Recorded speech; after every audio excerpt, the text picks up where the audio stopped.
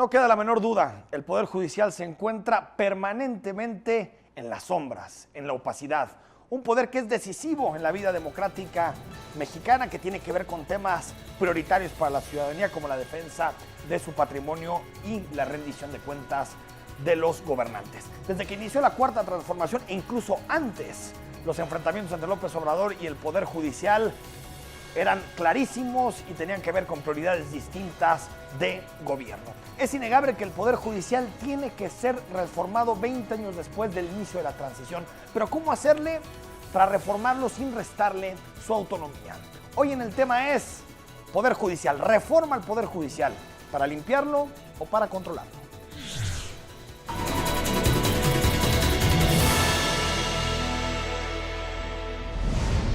En los años 90, México comenzó su camino a la democracia, pasar de un sistema autoritario, cerrado, de un partido único, a una verdadera democracia constitucional. Lo que detonó en su momento la democratización fue la crisis de 1994, crisis política, si usted recuerda en aquellos momentos los asesinatos a políticos, los magnicidios, pero también la crisis económica, la crisis que tuvo que ver con la devaluación de nuestra moneda en 1994. Eso originó una rápida transformación en la política mexicana y en 1997 ya teníamos alternancia en la Ciudad de México, ya teníamos mayoría de la oposición en la Cámara de Diputados y en la Cámara de Senadores y por supuesto en el 2000 Vicente Fox llegó a la presidencia. De ahí comenzó un gran proceso de descentralización que tiene que ver con distintos órganos que nacieron a la vida pública mexicana. El Banco de México, por ejemplo, el Instituto Nacional Electoral, y también aparecieron distintas reformas que lo que querían hacer era darle mayor autonomía y mayor independencia al Poder Judicial, al poder de las togas. Por lo tanto, el Poder Judicial, de los jueces, magistrados, ministros, nunca estuvo exento de estos debates sobre la democratización. A partir de 1994 comienza una discusión muy profunda para convertir lo que era una Suprema Corte de Justicia sometida, supeditada al Poder Ejecutivo, a los partidos políticos, a los intereses del presidente, convertir en un auténtico tribunal constitucional, es decir, un tribunal que lea nuestra Constitución y que entienda que es fundamental fortalecer su independencia con relación a los poderes públicos. Hay que recordar que fue clave en estas reformas el expresidente Vicente Fox, en un segundo momento, pero sobre todo Ernesto Zedillo, que en el periodo de 1994 al 2000 logró reformas muy importantes en esta materia. En el mismo 1994 se crea el Consejo de la Judicatura, un consejo fundamental que adquiere independencia técnica a partir de 1999, es decir, un lustro de debates muy importantes que tienen que ver precisamente con la autonomía del Consejo de la Judicatura, que se encarga de vigilar y supervisar el papel de los jueces. El Consejo de la Judicatura significó también ciudadanizar el nombramiento y la disciplina al interior del Poder Judicial, es decir, que no fuera un poder, digamos, tan opaco, tan discrecional, sino que hubiera ciudadanos, consejeros elegidos que pudieran revisar lo que hacían los jueces, si hacían bien las sentencias, si no, si administraban bien los recursos e incluso si había o no corrupción al interior del Poder Judicial. Sin embargo, como en muchos otros temas de la democracia mexicana, el desarrollo institucional del Poder Judicial no fue homogéneo ni parejo por estados. Es decir, no es lo mismo lo que logró de avance en su momento Jalisco, Nuevo León, la Ciudad de México, que algunos estados del sur de nuestro país, en donde prácticamente los gobernadores aprovecharon toda esta, digamos, dinámica de descentralización de los poderes públicos para imponer a magistrados e imponer a jueces en los estados. Y no solo eso, vamos más allá.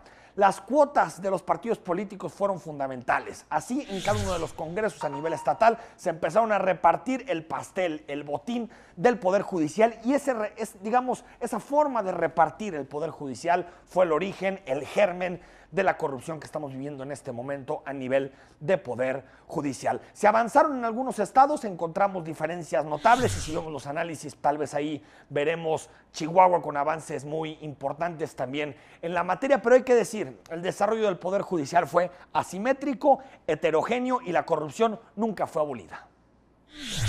Así fue la construcción del Poder Judicial a través de distintas reformas, la más importante ya la señalábamos a partir de 1994 y en 1996, cuando se reestructura la Suprema Corte de Justicia de la Nación. Y el Poder Judicial entró en campaña. Se discutió sobre el Poder Judicial en la última elección que tuvo lugar el 1 de julio de 2018.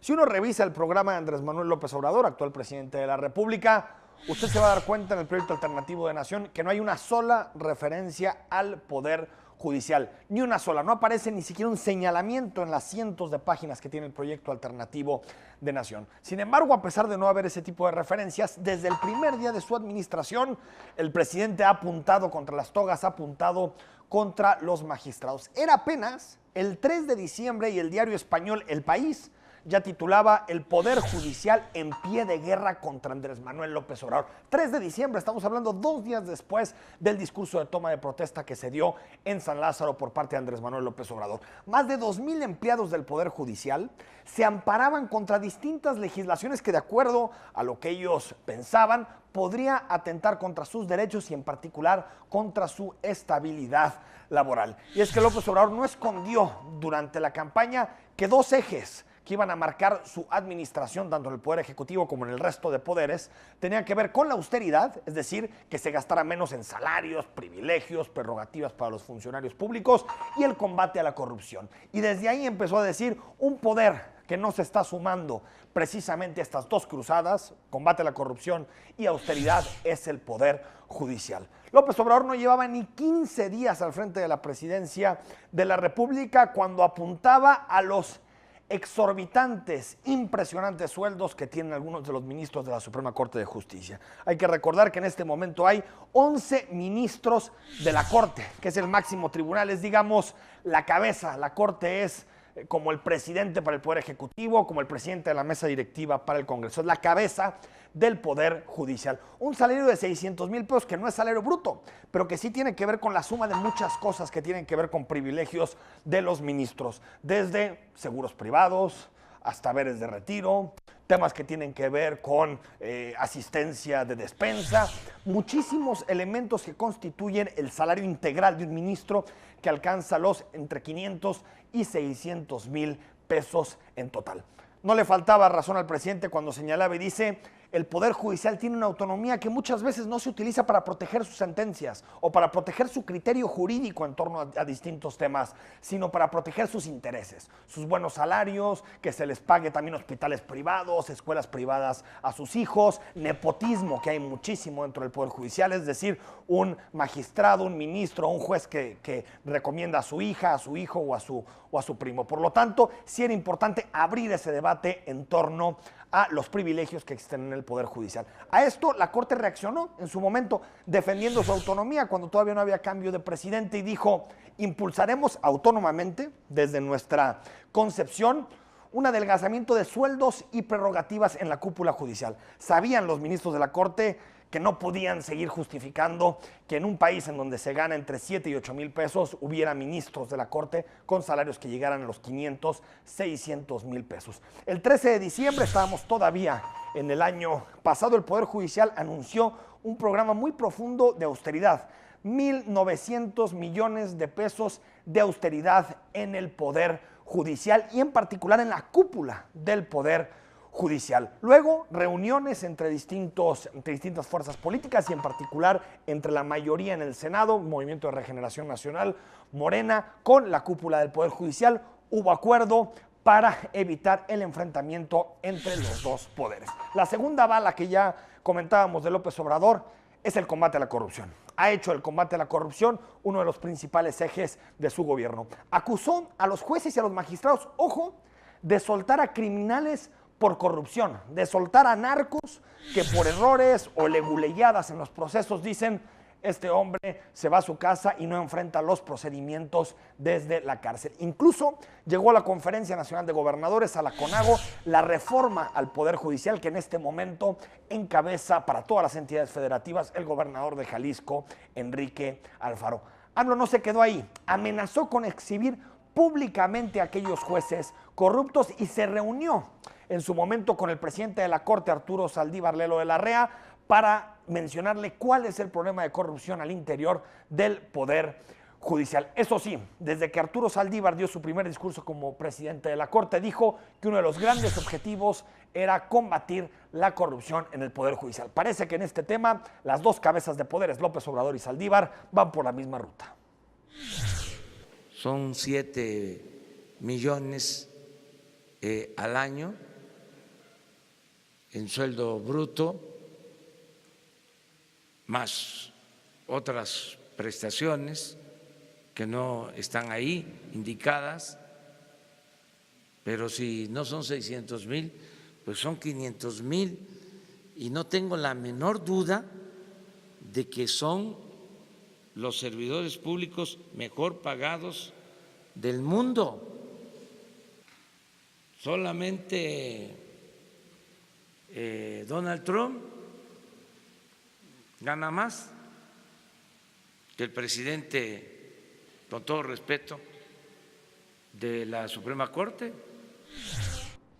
Pero seguramente la pregunta que usted se está haciendo en su casa es, ¿qué tan corrupto es el Poder Judicial en México? ¿El hecho de que queden liberados los delincuentes es culpa de los jueces o culpa de los policías o culpa de los agentes del Ministerio Público que no arman bien las averiguaciones? Algunos datos que te pueden ayudar a crearte un mejor criterio sobre la corrupción en el interior del Poder Judicial. De acuerdo al Instituto Mexicano de la Competitividad, en México el Poder Judicial no es independiente, es decir, depende de los políticos y depende de intereses que pueden ser o empresariales o delincuenciales, es decir, un poder, el Poder Judicial, totalmente atado a intereses que son externos y que hacen que el juez, que imparte justicia, que tiene que hacer una sentencia, pues digamos que no sea ciego frente a los intereses que existen en el país. Esto, de acuerdo al IMCO, arrastra la competitividad de México hacia abajo porque no hay certeza jurídica, no hay certidumbre sobre inversiones y sobre distintos temas relacionados con la propiedad.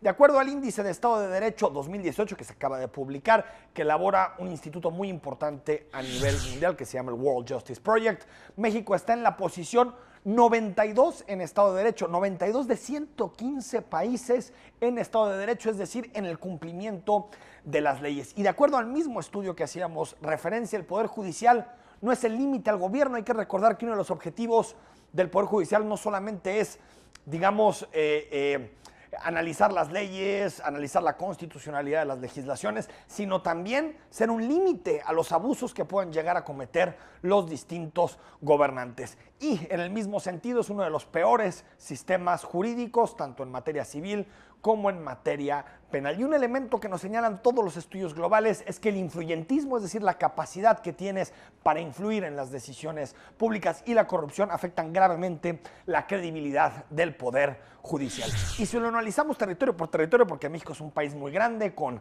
grados de desarrollo totalmente distintos en materia institucional, nos daremos cuenta que todos los poderes judiciales del país son opacos, es decir, todos están reprobados de acuerdo al estudio que se presentó hace algunos días que se llama Injusticia Abiertas. Sin embargo, hay estados muy dramáticos que tienen pésimos sistemas judiciales e incluso pésimos poderes judiciales, como por ejemplo Sinaloa, Nayarit, Guerrero o Zacatecas. Son los que salen hasta la cola en términos de desarrollo del Poder Judicial. Y los mejores son algunos que han implementado los famosos juicios orales y el nuevo sistema penal acusatorio, por ejemplo, el caso de Chihuahua y el caso de San Luis Potosí. Pero lo que queda claro es que en todo el país los estados y los poderes judiciales están sometidos a poderes que no son el de la justicia. De la corrupción. Y yo hago un llamado a todos para que se vea así. Es una enfermedad. Hacer terapias para reincorporar a mucha gente que tiene como propósito fundamental el enriquecerse a costa de lo que sea, sin escrúpulos morales de ninguna índole. No hay duda, el Poder Judicial tiene que reformarse, pero con amplios consensos sociales. ¿Qué significa esto? Con la participación de las organizaciones de la sociedad civil, con la participación de los juristas, con la participación de las universidades y con muchas mesas de diálogo que permitan delinear, matizar, construir el Poder Judicial que queremos a 15, 20, 25 años. No son reformas fáciles. El presidente tiene que respetar la independencia del Poder Judicial. Ojo, una independencia que no significa impunidad, no significa no meterse en sus terrenos, sino simplemente entender que el Poder Judicial tiene una razón de ser y que por lo tanto el presidente no tiene que pisar esas funciones, esas atribuciones que tienen constitucionales los jueces, magistrados y ministros en nuestro país. Ha habido excesos en la Suprema Corte de Justicia, ya hablábamos de los salarios, del nepotismo, ya hablábamos de los privilegios, las prerrogativas, los fueros, pero también no podemos negar que la Suprema Corte de Justicia de la Nación es una palanca fundamental para los cambios y las libertades que tenemos en este país. Sería impensado el México de hoy sin la Corte, sin las libertades que tienen que ver, por ejemplo, con el matrimonio entre personas del mismo sexo, con la posibilidad que tienen las mujeres de interrumpir un embarazo, con la protección de los derechos humanos, con la defensa del federalismo. Todos son temas que la Corte colocó en el centro de la discusión y que tampoco podemos tirar como si no hubieran sido importantes para el desarrollo democrático de nuestro país. Se tiene que erradicar la partidización y la designación, digamos, corrupta en materia de ministros y en materia de jueces en nuestro país. Se acabó o se debe acabar el hecho de que los partidos políticos señalen a dedo quiénes son los jueces y quiénes son los magistrados que tienen que estar precisamente impartiendo justicia. Y para combatir la corrupción, muchas cosas. Exámenes de control de confianza, el 3 de 3 obligatorio para todos los jueces, magistrados y ministros de nuestro país. Existen filtros muy importantes que pueden ayudar a combatir la corrupción en el Poder Judicial. También los gobernadores, los 32 gobernadores, tienen que sacar las manos del Poder Judicial.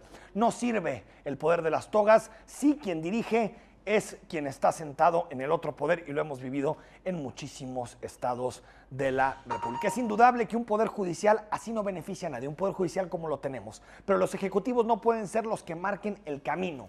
La reforma tiene que ser muy profunda y tiene que ser con los ejes del combate a la corrupción, la transparencia, la austeridad, pero siempre respetando la autonomía y la independencia del Poder Judicial.